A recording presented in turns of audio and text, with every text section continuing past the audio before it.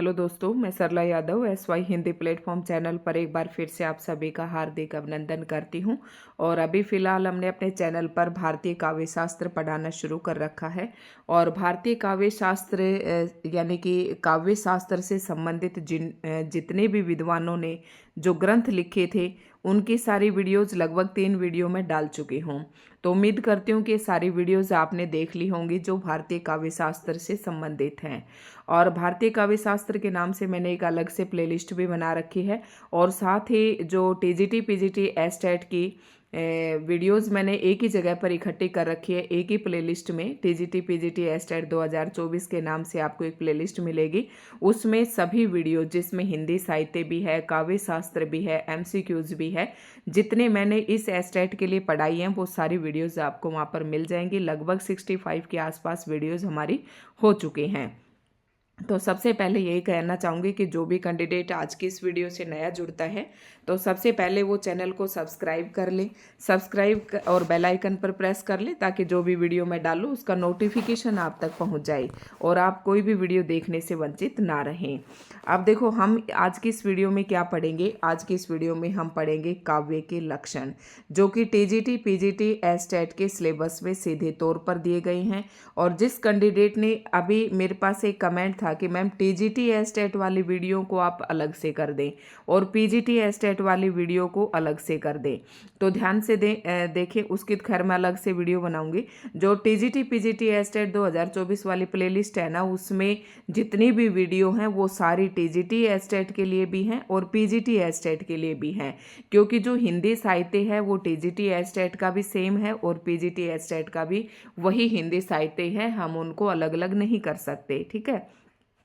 तो भारतीय काव्य शास्त्र की मैं बात कर रही हूँ। यहाँ पर भारतीय काव्य शास्त्र हम पढ़ रहे हैं। और जो मैंने पहली वीडियो डाली थी भारतीय काव्य शास्त्र की, तो काव्य शास्त्र की मैंने परिभाषा उसमें बहुत ही अच्छे से पढ़ाई थी, तो आप पहली वीडियो जरूर देख लें। वीडियो नंबर मैंने डाल रखे हैं। और आज की इस वीडियो में हम पढ़ेंगे काव्य के लक्षण, क्योंकि आप जब सिलेबस उठाकर देखेंगे PGT TGT एस्टेट वाले, तो आपके सिलेबस में दिए गए हैं काव्य लक्षण, काव्य हेतु और काव्य प्रयोजन।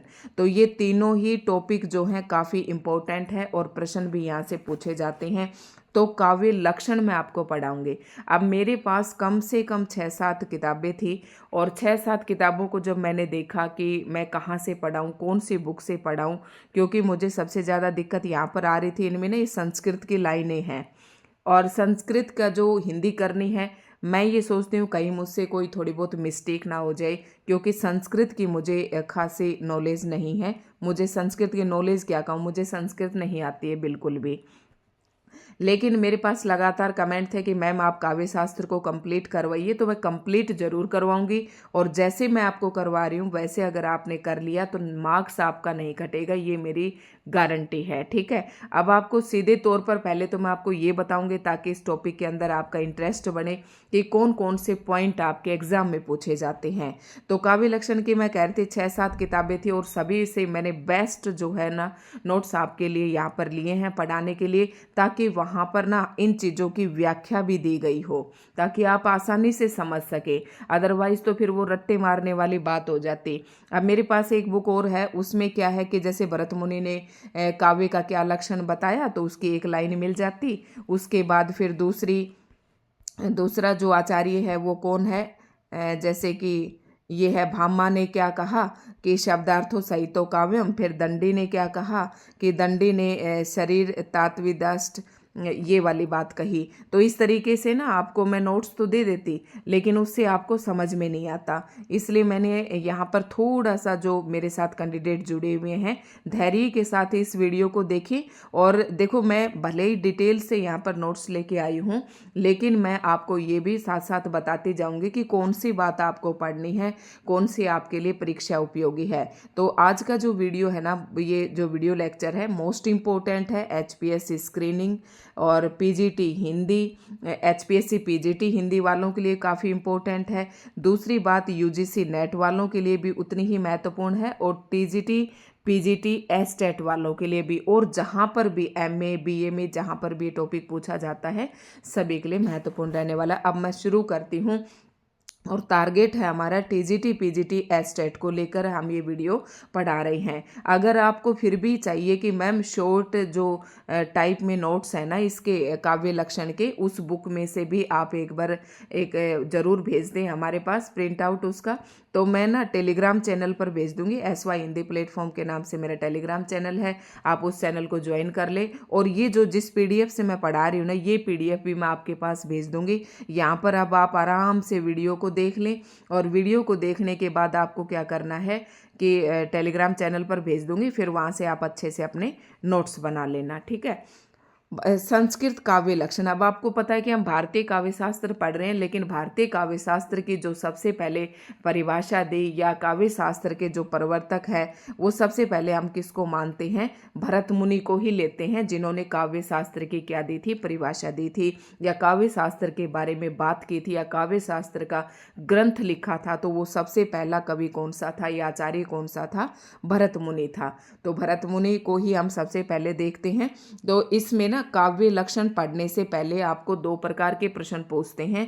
एक तो संस्कृत के विद्वानों द्वारा दिया गया कोई भी आपको एक पंक्ति दे दी जाएगी और पूछ ली जाएगी कि ये पंक्ति काव्य लक्षण के संबंध में किसने कही। दूसरा प्रश्न, एक हिंदी के कवि भी ऐसे हैं जिन्होंने काव्य के लक्षण बताए।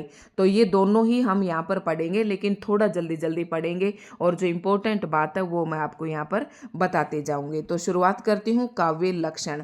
अब काव्य के लक्षण, आप एक बात बताइए कि जैसे कि कोई आदमी बीमार हो गया, और बीमार होने के बाद वो डॉक्टर के पास गया, डॉक्टर उससे क्या पूछता है? लक्षण पूछता है। लक्षण पूछता है कि आपके क्या लक्षण है, और लक्षण देखकर ही वो बीमारी को पहचानता है। तो इसी तरीके से काव्य के भी क्या होते हैं? लक्षण होते हैं। काव्य यानी कि जो भी काव्य रचा जाता है उसी के लक्षण कौन कौन से होते हैं? किस रचना को आप काव्य कहेंगे, किस रचना को आप गद्य कहेंगे, और किस रचना को आप पद्य कहेंगे। तो जो पद्य होता है वही हमारा किसके अंदर आ जाता है? काव्य के अंदर आ जाता है। तो आप ऐसे कौन से लक्षण होंगे जिसको देखकर आप ये पहचान सके कि ये काव्य है भी या नहीं है? तो कुछ लक्षण होते हैं। अब किस किस विद्वान ने क्या क्या लक्षण बताया, आप अपने नोट्स निकाल ले, पेन कॉपी निकाल कर इस वीडियो को जरूर देखें। तो सबसे पहली बात है आचार्य भरत मुनि। और आचार्य भरत मुनि ने, इस बुक में आचार्य भरत मुनि की नहीं है, तो लेकिन जो मेरे पास नोट्स हैं इसमें आचार्य भरत मुनि का भी दिया गया है। सबसे पहले देखो, काव्य लक्षण की अगर हम परिभाषा देखें ना, काव्य लक्षण, तो काव्य की परिभाषा ही काव्य लक्षण है। मतलब जो काव्य की परिभाषा होती है ना, काव्य की परिभाषा ही क्या है? काव्य लक्षण है। इस बात को आप नोट कर लें। आप ये देख रहे होंगे कि काव्य लक्षण होता क्या है। काव्य लक्षण होता क्या है? तो काव्य की जो परिभाषा होगी ना, वही क्या होगा? काव्य का लक्षण होगा। जो काव्य की परिभाषा होगी वही काव्य लक्षण कहलाता है। अब काव्य की परिभाषा आप बताइए कि कोई एक ऐसी रचना जिसमें सौंदर्य बोध हो, जिसमें भावों की अभिव्यक्ति हो, जिसमें भावों को महत्व दिया गया हो, तो वो रचना क्या कहलाती है? हमारी काव्य कहलाती है। और काव्य कृति जिसमें अलंकार, रस, छंद इत्यादि का प्रयोग किया गया हो, ठीक है, तो वो क्या कहलाती है? हमारी काव्य कहलाता है। काव्य में ना वैसे भावों की ज़्यादा अनुभूति होती है, भाव प्रधान रचना होती है, उसे ही हम क्या कहते हैं? काव्य कहते हैं। तो जो काव्य की परिभाषा है वही क्या कहलाता है? काव्य का लक्षण कहलाता है। अब आचार्यों ने 3 आधारों पर काव्य लक्षण को विभाजित किया, शब्द और अर्थ के द्वारा। ये बात भी आप एक बार थोड़ी सी नोट कर लें कि कुछ है, क्योंकि मैंने ना 2-3 किताबें पास अपने ले रखी हैं, और ताकि मैं नहीं चाहती कि आपके नोट्स जो है ना संपूर्ण नोट्स बने। तो काव्य लक्षण की आपने परिभाषा क्या लिखी? काव्य की परिभाषा ही क्या है? काव्य लक्षण है। अब आचार्यों ने 3 आधार पर काव्य लक्षण को विभाजित किया।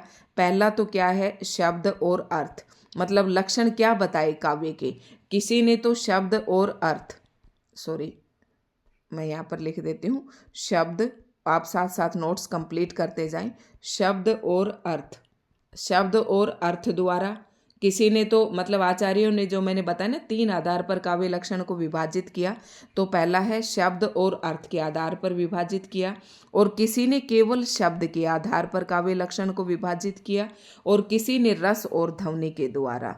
तो रस और ध्वनि के द्वारा क्या किया, विभाजित किया। क्योंकि आप जब किताबें पढ़ेंगे तो आपको अलग अलग बातें मिलेंगी। अब संस्कृत के काव्य लक्षण हम पढ़ रहे हैं और सबसे पहला भरत मुनि है, उसके बाद आपके पास भामा, दंडी, वामन, रुद्रट ये आते जाएंगे। ठीक है, तो परीक्षा उपयोगी बात यह कि आपको क्या याद रखना है, जैसे कि ये भरत मुनि का दे रखा है। भरत मुनि का नाट्य शास्त्र संस्कृत काव्य शास्त्र का प्रथम ग्रंथ माना जाता है। ये बात अभी मैंने जो पीछे 3-4 वीडियो पढ़ाई उसमें खूब मैंने बोल बोल कर बताई हैं कि भरत मुनि ने कौन सा काव्य शास्त्र का कौन सा ग्रंथ लिखा, नाट्य शास्त्र लिखा, और इसे ही काव्य शास्त्र का क्या माना जाता है, प्रथम ग्रंथ माना जाता है। उन्होंने इस ग्रंथ में नाटक में काव्य की स्थिति का स्पष्टीकरण करते हुए लिखा है। मतलब इनका जो मेन फोकस था वो नाटक के ऊपर था, और नाटक में काव्य की क्या स्थिति होती है इसको लेकर इन्होंने क्या बताए, काव्य के लक्षण बताए। तो भरत मुनि का क्या कहना है, ये 2 पंक्तियां आपके पास दी गई हैं। मृदु ललित पदाढ़ेम गूढ़ शब्दार्थहीनम जनपदम सुखबोध्यम मुक्तिम युक्तिम नृत्यम योज्यम। ठीक है, तो ये बात है। और बहुरसकृत मार्गम संधि संध्यान युक्तम स भवती सुबह काव्यम नाटक प्रेक्षक नाम। तो ये अगर आपसे पंक्ति पूछ ले कि, और इसका अर्थ भी अभी मैं आपको बताऊंगी, इसलिए मैंने ऐसे नोट्स लिए हैं क्योंकि मेरे को तो इसकी खुद की जो परिभाषा है, मैं हो सकता है शब्दों का अर्थ तो पता है लेकिन उचित परिभाषा मैं आपको ना दे पाऊँ, इसलिए मैंने ऐसे नोट्स आपके लिए चूज़ किए हैं क्योंकि काफ़ी उम्मीद आप लोग लगा के बैठे हैं। तो अगर आपसे इनमें से कोई पंक्ति दे देना, आपके नोट्स में सिर्फ इतनी बात लिखनी है कि भरत मुनि को नाट्य शास्त्र संस्कृत काव्य शास्त्र का प्रथम ग्रंथ माना जाता है और इन्होंने काव्य लक्षण के बारे में ये पंक्ति कही। तो ये पंक्तियां आप लिख ले, ये पंक्ति देकर ये आपसे पूछे जाएंगे और इन पंक्तियों का अर्थ क्या है ये भी हम यहाँ पर देख लेते हैं। नाटक देखने वालों के लिए शुभ काव्य वह होता है। देखो इसने काव्य के लक्षण किसके संदर्भ में दिए, नाटक के संदर्भ में दिए। कि अब यहाँ पर भरत मुनि ये कहते हैं कि नाटक देखने वालों के लिए शुभ काव्य वह होता है। मतलब जो नाटक देख रहे हैं वो किस काव्य को अच्छा काव्य कहेंगे, किस काव्य को कहेंगे, वह होता है जिसकी रचना कोमल ललित पदों से की गई हो, जिसमें शब्द और अर्थ गूढ़ न हो, जिसे जन साधारण सरलता से समझ सके। यही है इनकी पूरी हिंदी। जो तर्क संगत हो, जिसमें नृत्य की योजना की जा सके और जिसमें भिन्न भिन्न प्रकार के रस स्वीकार किए गए हों और जिसमें कथानक संधियों का निर्वाह किया गया हो, उसे ही क्या कहा है इन्होंने, काव्य के लक्षण बताए हैं। देखो अब आप देख रहे होंगे कि ऐसी रचना, नाटक के संदर्भ में कहा कि एक ऐसी रचना जिसमें आपको ये सारे लक्षण दिखाई दें, तो उसे क्या कहेंगे, भरत मुनि काव्य के लक्षण कहा है। अब काव्य के लक्षण क्या है कि एक ऐसी रचना जो कैसी हो, कोमल होनी चाहिए, मतलब जो सभी को आसानी से समझ में आ जाए। ललित पदों में उसकी रचना होनी चाहिए। शब्द और अर्थ गूढ़ न हो, मतलब जब नाटक देख रहे हैं यानी कि शब्द और अर्थ गूढ़ न हो। अब देखो आप अधिकतर काव्य देख रहे होंगे, मान लो काव्य के रूप में आप ये 4 पंक्तियां मेरे सामने रखी हुई है, आप इन्हें ही देख लो। इनका अर्थ क्या है, थोड़ा गूढ़ शब्दार्थहीनम, मतलब गूढ़ ज़्यादा। देखो यहाँ से इसकी हिंदी है मृदु ललित पद, मतलब जो काव्य है वो मृदु यानी कि कोमल और ललित पदों में रचा हुआ होना चाहिए। गूढ़ शब्दार्थहीनम, उसका गूढ़ जो शब्द और अर्थ हैं वो ज़्यादा गूढ़ मतलब गहरे नहीं होने चाहिए। फिर क्या होता है ना, पाठक की उसमें से रुचि हट जाती है, उसे पढ़ने में आनंद नहीं आता। जनपदम सुखम बोध्यम, और आगे क्या कहा है, जिसमें शब्द और अर्थ गूढ़ न हो, जिसे जन साधारण सरलता से समझ सके। इसका मतलब ये है जिसे जन साधारण आसानी से समझ सके। युक्ति मनोरते योजम, जो तर्क संगत हो, जिसमें नृत्य की योजना की जा सके। ये नृत्य कहा है, मतलब जिसमें नृत्य हो, नाटक के अंदर साथ साथ अगर नृत्य भी हो तो वो ज़्यादा आनंददायक होता है, उसमें जो श्रोता हैं वो ज़्यादा रस का अनुभव करते हैं। ठीक है, तो विभिन्न प्रकार के रस स्वीकार किए गए हैं और जिसमें कथानक संधियों का क्या किया गया, निर्वाह किया गया। तो ये परिभाषा किसने दी, काव्य लक्षण की भरत मुनि ने दी। आगे चलते हैं, आप इन्हें और भी आसानी से पढ़ सकते हैं। देखो नाटक के आधार पर काव्य लक्षण प्रस्तुत करने का ये प्रथम प्रयास सराहनीय है। मतलब काव्य के जो लक्षण है सबसे पहले किसने दिए? भरत मुनि ने दिए। लेकिन भरत मुनि ने जो काव्य के लक्षण दिए, क्योंकि इन्होंने पहला प्रयास किया काव्य लक्षण बताने का, तो ये प्रयास तो सराहनीय है, लेकिन इसमें केवल नाटक के अंतर्गत प्राप्त काव्य के तत्वों का निरूपण है। मतलब काव्य के तत्वों का निरूपण किया गया है इसमें, कि काव्य के कौन कौन से तत्व होने चाहिए। अब देखो, जो भी विद्यार्थी मेरे साथ जुड़ा हुआ है, जो यहाँ पर काव्य के लक्षण पढ़ रहा है, मैंने पहले बताया था कि आपको थोड़ा पेशेंस रखना है, क्योंकि जैसे उड़ती चिड़िया के हमें पर नहीं पकड़ने हैं, हमें ना बैठा के आराम से चिड़िया को पकड़ना है। मतलब टॉपिक को आपको अच्छे से समझना है। अदरवाइज तो मैं भी किसी दूसरी बुक से फोटो खींचकर वो पंक्तियां आपको रीड करके और आसानी से बता सकते थे। अब देखना, अब ज़्यादा टाइम नहीं लगेगा। दूसरा ये जो है भगीरथ का, आप इसे छोड़ सकते हैं। मैंने जितनी भी किताबें देखी इसमें कहीं नहीं है, ये संस्कृत वालों के लिए ज़्यादा इम्पोर्टेंट है, तो आप इसे छोड़ दें। दूसरा आचार्य आता है हमारा भामा। तो भामा ने क्या कहा, ध्यान से सुनना, ज़्यादा बड़े बड़े नहीं है, अब टॉपिक बहुत छोटा है। भामा ने काव्य अलंकार ग्रंथ में काव्य लक्षण देते हुए लिखा है। अब मैंने पिछली वीडियो में बताया था कि भामा ने जो इसका जो समय था वो 6वीं शताब्दी था, ये भी ध्यान रखना। इनके द्वारा जो रचित ग्रंथ था वो काव्य अलंकार ग्रंथ है, और काव्य अलंकार ग्रंथ में इन्होंने काव्य के लक्षण कौन से बताए? शब्दार्थो सहितो काव्यम, ये अर्थात शब्द और अर्थ का सही मेल ही क्या है? काव्य है। वेरी मोस्ट इंपॉर्टेंट पॉइंट, रट लें इसे, कि भामा ने क्या कहा कि जो शब्द और अर्थ का सही मेल है वही क्या है? काव्य है। शब्दार्थों सहितो काव्यम, तो आप इस पंक्ति को याद रखें और यही अपने नोट्स में लिख लें, बस इतना सा। बाकी ये जो लाइनें हैं इन्हें आप अपने समझ को अगर और ज़्यादा गहरी बनाना चाहते हैं तो आप इसे यहाँ से पढ़ सकते हैं। ये परिभाषा अत्यंत व्यापक है, क्योंकि इसके क्षेत्र में काव्य के अतिरिक्त शास्त्र, इतिहास, इसे छोड़ देते हैं। अब आचार्य दंडी ने क्या लिखा, अब मैं आपको फिर से बताती हूँ कि आचार्य दंडी, और दंडी की जो समय सीमा थी शायद 7वीं शताब्दी थी, आपको अच्छे से याद होगी। और उसके बाद अगर नहीं भी ना आपको ये सारे शताब्दी या इनके अलंकार वगैरह, इनके ग्रंथ वगैरह आपको चाहिए तो मैं एक ही वीडियो में डाल दूंगी, आसानी से अपने नोट्स बना लेना और उन्हें वहाँ से रट भी लेना, ठीक है। तो इनका समय सीमा है किसका, हम दंडी का, तो दंडी की जो समय सीमा है वो 7वीं शताब्दी है, ठीक है। तो दंडी ने क्या कहा कि शरीर ताव दिष्टार्थ वैच्छिन्नाव पदावली। तो इन्होंने, दंडी ने क्या कहा, ये दंडी की ही है, इस लाइन को इम्पोर्टेंट है, इसे काव्य लक्षण बताए हैं इस पंक्ति के माध्यम से दंडी ने। और कौन से ग्रंथ में बताएं? काव्य दर्श में। ये भी याद रखें, इनके समय सीमा कौन सी है? 7वीं शताब्दी है। अर्थात इसका मतलब समझे अब हम, शरीर तात्वदिष्टार्थ, अर्थात इष्ट अर्थ को प्रकट करने वाली पदावली तो शरीर मात्र है। इन अग्नि पुराण की परिभाषा तरह इसमें भी इष्ट अर्थ अपेक्षित है।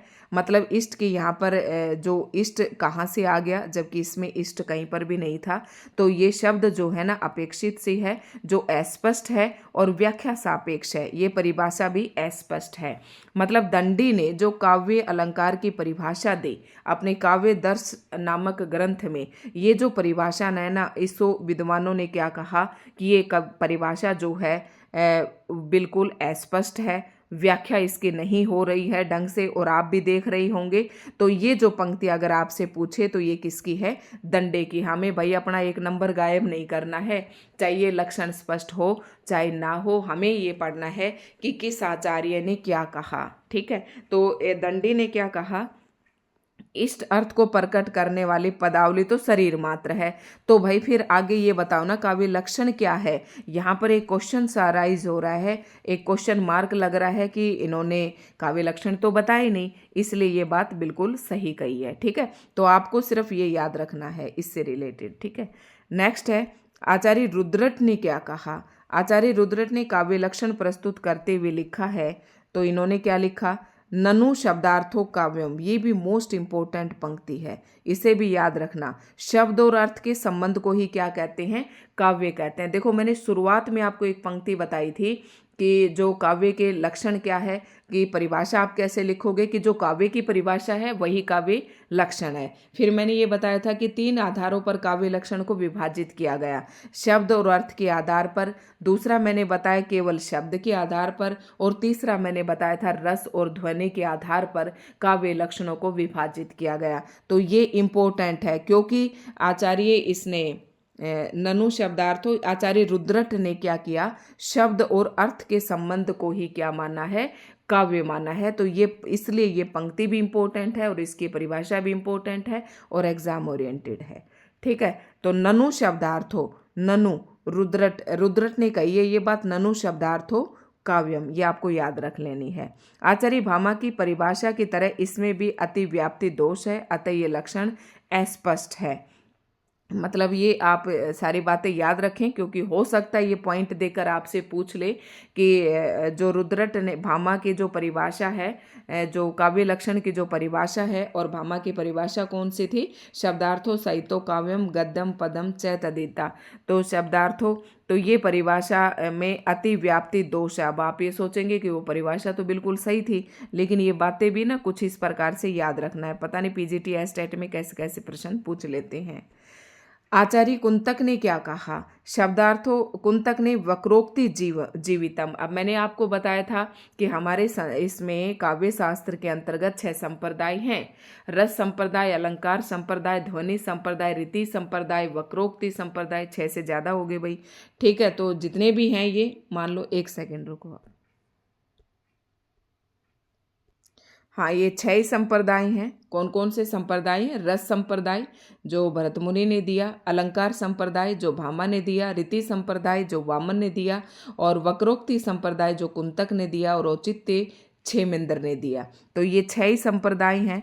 तो वक्रोक्ति संप्रदाय के जो प्रवर्तक है वो आचार्य कुंतक को माना जाता है, और वक्रोक्ति जीवितम जो ग्रंथ है ये किसने लिखा था, आचार्य कुंतक ने लिखा था। और वक्रोक्ति जीवितम इस ग्रंथ में इन्होंने काव्य लक्षण की क्या परिभाषा दी थी, शब्दार्थों सहितो वक्र कवि व्यापारशालिनी बंधे व्यवस्थितो काव्यम तदी दहालादकारिणी। ठीक है, तो ये जो परिभाषा है इसमें ये पंक्ति ही आपको देकर पूछा जा सकता है कि ये पंक्ति काव्य लक्षण के बारे में आचार्य कुंतक की है। ये आपको, तो इसका अर्थ और समझने का प्रयास करते हैं। कवि के वक्र व्यापार से युक्त सदृश्य आह्लाद संबंध शब्दार्थ का नाम ही क्या है, काव्य है। तो ध्यान से देखो, कवि के वक्र व्यापार, यानी कि कवि का व्यापार क्या है, कवि जो रचना करता है वही कवि का क्या है, व्यापार है। कवि का कर्म ही कवि का व्यापार है। ठीक है, कवि के क्रम वक्र व्यापार से युक्त सदृश्य आह्लाद संबंध जो शब्दार्थ का नाम ही क्या है, काव्य है। तो यहाँ पर आपको ये पंक्ति सीधे तौर पर बस याद रखनी है, आचार्य कुंतक ने। आचार्य कुंतक का कहना है कि काव्य में चमत्कार चारुता का संपादन वक्रोक्ति द्वारा ही होता है। अब देखो, जब इन्होंने वक्रोक्ति संप्रदाय के आचार्य हैं, वक्रोक्ति को महत्व देते हैं, तो सीधी सी बात है कि वक्रोक्ति जिसमें होगी, जिस काव्य को, उसे ही ये क्या मानेंगे ज़्यादा। वक्र का मतलब होता है कथन, थोड़े से तीखे कथन जो होते हैं ना, वक्र वो होता है।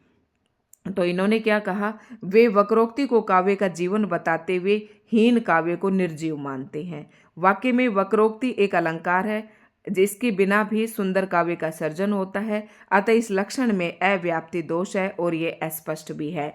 अब देखो, विद्वानों का मत ये है कि हम ना, ये क्या है, इन अनेक विद्वानों ने इस काव्य लक्षण की क्या आलोचना की। अनेक विद्वानों ने ये कहा कि वक्रोक्ति भी तो एक अलंकार है, और बिना अलंकार के, अगर इस अलंकार के हम सुंदर काव्य, इसके बिना भी हम एक सुंदर काव्य की सर्जना कर सकते हैं, मतलब सुंदर काव्य हम लिख सकते हैं। अतः इसमें भी विद्वानों ने क्या कहा कि इसमें भी अव्याप्ति दोष है और ये भी क्या है, अस्पष्ट है। लेकिन आपको अगर लिखने वाले हैं ना, जैसे कि असिस्टेंट प्रोफेसर में सब्जेक्टिव पेपर के लिए तो इम्पोर्टेंट है, ये बातें आपको बतानी पड़ेगी ताकि आपको अच्छे मार्क्स मिले।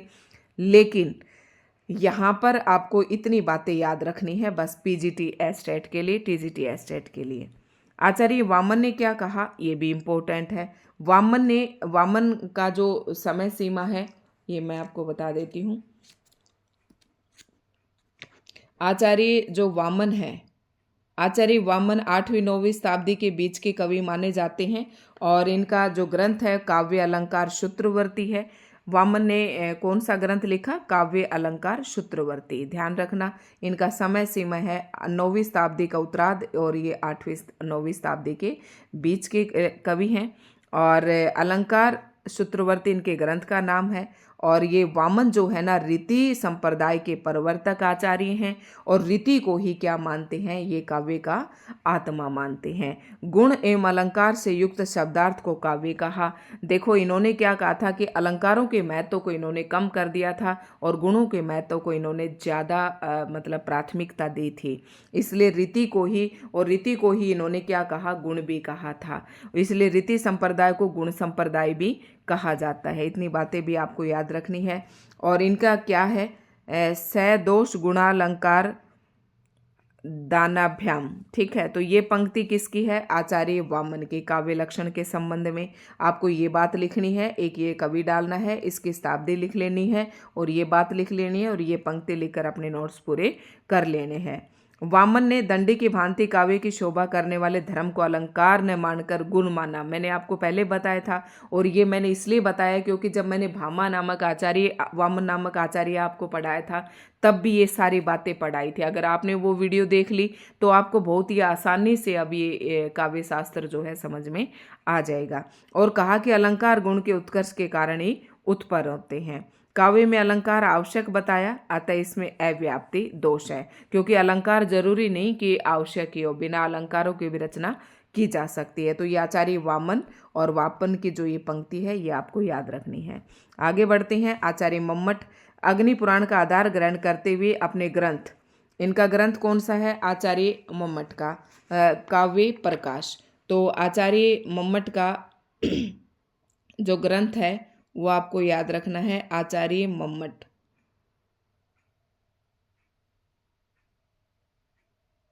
इनका जो समय सीमा है वो 11वीं शताब्दी है और ये मैंने आपको बताया भी था, मैं की आवर्ती दोबार हो रही है इनके नाम में। तो 11वीं शताब्दी इनकी समय सीमा है। इनके ग्रंथ का नाम काव्य प्रकाश है और इन काव्य प्रकाश में इन्होंने काव्य का लक्षण किस प्रकार से दिया? तद्दोषो शब्दार्थो सगुणावलंकृति पुनः क्यापी। तो ये पंक्ति आपको याद रखनी मोस्ट इंपॉर्टेंट है, पेपर में पूछी जाती है। तद्दोषो, अब मैंने इसको ना सिर्फ एक ही अक्षर से अपने दिमाग में बैठा रखा था, जैसे मट आधा मैं और फिर पूरा मैं, ऐसे ही आधा द और पूरा द। ठीक है, तद्दोषो, बस मैंने एक ही शब्द याद रख रखा था, तद्दोषो। तो ये किसका है? मम्मट की है ये पंक्ति। बस काम चल जाएगा आपका इतने से भी। बाकी आप समझ कर करें तो आपके सामने सब कुछ रखा हुआ है। तो इन्होंने आचार्य मम्मट ने, जिनके समय सीमा 11वीं शताब्दी है और इनके जो अलंकार ग्रंथ है वो जो काव्य शास्त्र का ग्रंथ है उसका नाम है काव्य प्रकाश। और तद्दोषो शब्दार्थो सगुणावलंकृति पुनः क्यापी, ये जो परिभाषा दी काव्य अलंकार की, काव्य लक्षण की, वो किसने दी? आचार्य मम्मट ने। यहाँ पर काव्य दोषहीन, गुण युक्त और कभी कभी अलंकार से रहित शब्दार्थ काव्य है, ये इसकी परिभाषा है। कभी मतलब तद्दोषो मतलब दोषों से मुक्त होना चाहिए, शब्दार्थ हो शब्द और अर्थ सहित, सगुणा अलंकार वर्ती, कभी कभी अलंकार से रहित काव्य, गुणों से युक्त होना चाहिए और अलंकार से भले ही रहित हो लेकिन गुण जरूर होने चाहिए। और अब आपके मन में आ रहा होगा कि मैम कौन से गुणों की बात कर रही है, और जब मैंने पढ़ाया था वो तो काव्य गुण भी मैंने बाकायदा आपको बताया था अच्छे से कि ये 10 जो है ना काव्य गुण किस किसने माने हैं, 10 काव्य दोष कौन किस किसने माने हैं। तो ओज, माधुर्य, ये सारे काव्य के क्या होते हैं? गुण होते हैं, ये मैंने आपको बताए थे। ठीक है, इस लक्षण में 2 विशेषताएं तो निषेधात्मक हैं, उसमें भी एक अनिश्चित। तो ये आप देख सकते हैं, ये आपके लिए कोई ज़रूरी नहीं है। बाकी आप पढ़ना चाहें तो पूरा मैंने आपको दिखा भी दिया है, क्योंकि ऐसे तो वीडियो हमारी बहुत लंबी हो जाएगी। अगला आता है आचार्य विश्वनाथ। तो आचार्य विश्वनाथ का पॉइंट भी मोस्ट इंपॉर्टेंट है, पेपर में पूछा जाता है। अब इसकी मैं आपको एक बहुत ही अच्छी ट्रिक बताऊंगी, इसके लिए आप पहले वीडियो को अच्छे से शेयर कर दें। और अभी भी कोई ऐसा कैंडिडेट है जो वीडियो तो देख रहा है लेकिन चैनल को सब्सक्राइब नहीं कर रखा, तो चैनल को सब्सक्राइब कर दें, अपने दोस्तों में इस वीडियो को शेयर कर दें ज़्यादा से ज़्यादा। ठीक है, आचार्य विश्वनाथ। तो आचार्य विश्वनाथ को क्या माना जाता है? रसवादी आचार्य माना जाता है, ये भी याद रखना। ध्यान कैसे याद रखेंगे? पूरे विश्व में क्या है? रस ही रस है। विश्व में क्या है? रस है। मतलब रस का मतलब आप प्रेम से ले सकते हैं, है ना। पूरे विश्व में क्या है? रस है। तो बस इनकी पंक्ति भी आपको याद होगी। वाक्यम रसात्मक काव्यम, वाक्यम रसात्मकम काव्यम।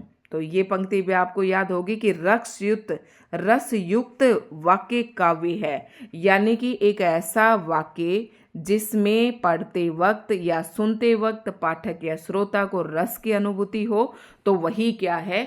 काव्य है। और ये परिभाषा किसने दी? आचार्य विश्वनाथ ने। और आचार्य विश्वनाथ के ग्रंथ की बात करें तो आचार्य विश्वनाथ का ग्रंथ है साहित्य दर्पण। और साहित्य दर्पण में ही काव्य का लक्षण इस प्रकार से दिया, वाक्यम रसात्मक काव्यम। ठीक है, समझ गए होंगे। इस लक्षण में एक अर्थ तो ये हो सकता है कि विभाव, अनुभाव, व्यभिचारी भावों के संयोग से निर्मित रस से युक्त वाक्य।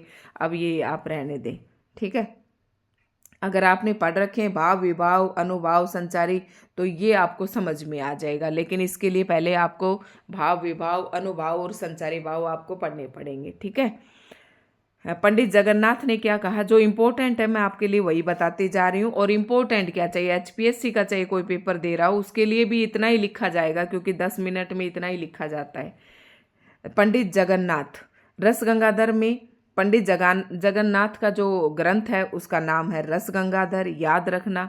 और उन्होंने काव्य लक्षण इस प्रकार दिया, रमणीयार्थ प्रतिपादक शब्द है काव्यम। भाई ये भी पेपर में पूछी जाती है पंक्ति, और मैंने कभी ये इस मतलब गलत नहीं किया।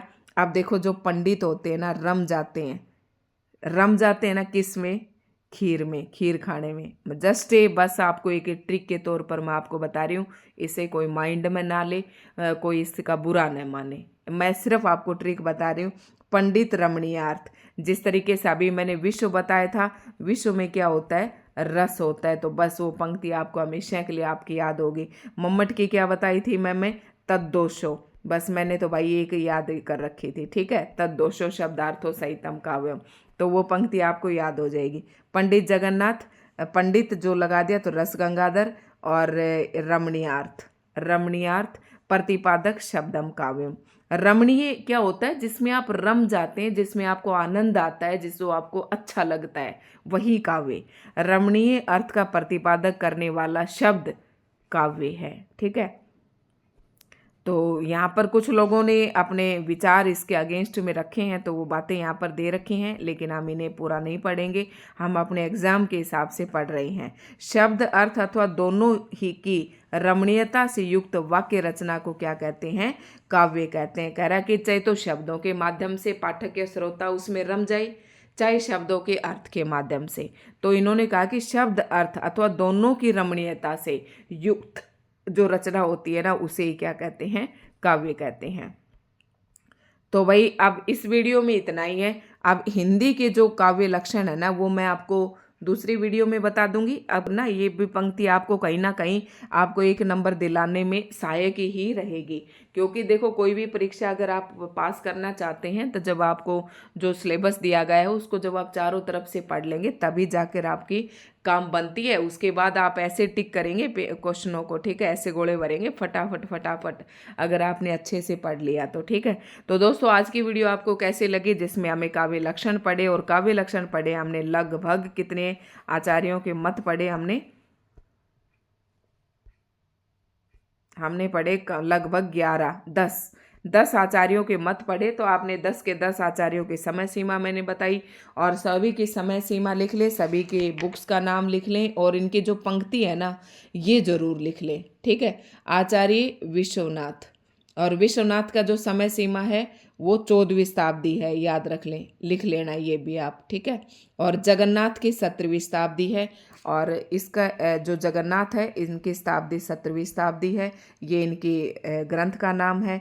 और आचार्य विश्वनाथ के जो समय सीमा है वो 14वीं शताब्दी है। तो मैंने लगभग आपको दोबारा से बता दी, वैसे ये मैं पहले बता चुकी थी। अब आप अगर देखें ना, पहले वाले नोट्स अच्छे से बना रखे हैं, तो मात्र आपको एक पंक्ति ही ऐड करनी है, और फिर आपको काव्य लक्षण अच्छे से क्या हो जाएंगे? तैयार हो जाएंगे, ठीक है, लक्षण। तो दोस्तों आज की वीडियो कैसी लगी कमेंट करके जरूर बताएं। वीडियो आपको अच्छी लगी हो तो जमकर वीडियो को शेयर करें और लाइक करें और कमेंट करके बताएं, ताकि अगली वीडियो में काव्य लक्षण के बाद हम काव्य हेतु पढ़ेंगे या फिर अगली वीडियो में काव्य प्रयोजन की। नहीं, इस सबसे पहले तो इसमें काव्य लक्षण जो हिंदी के कवियों ने कहा है ना वही डालूंगी, वो इम्पोर्टेंट है, वहाँ से भी प्रश्न पूछे जाते हैं। ठीक है, तो धन्यवाद दोस्तों।